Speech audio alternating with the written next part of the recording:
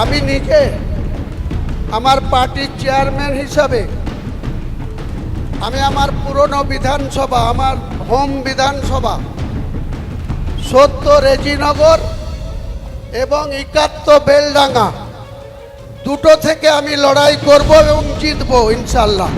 প্রকাশ করতে চলেছেন আমাদের সবার প্রিয় জননেতা হুমায়ুন কবির মহাশয়।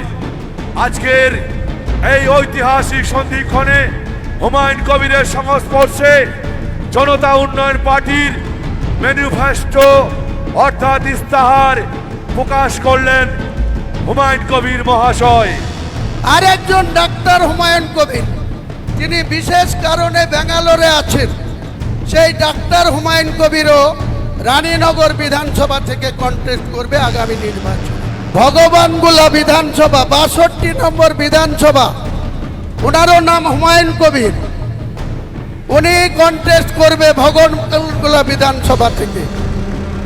ঈশা পান্ডে ৬৪ মুর্শিদাবাদ থেকে কন্টেস্ট করবে, ৬৪ মুর্শিদাবাদ।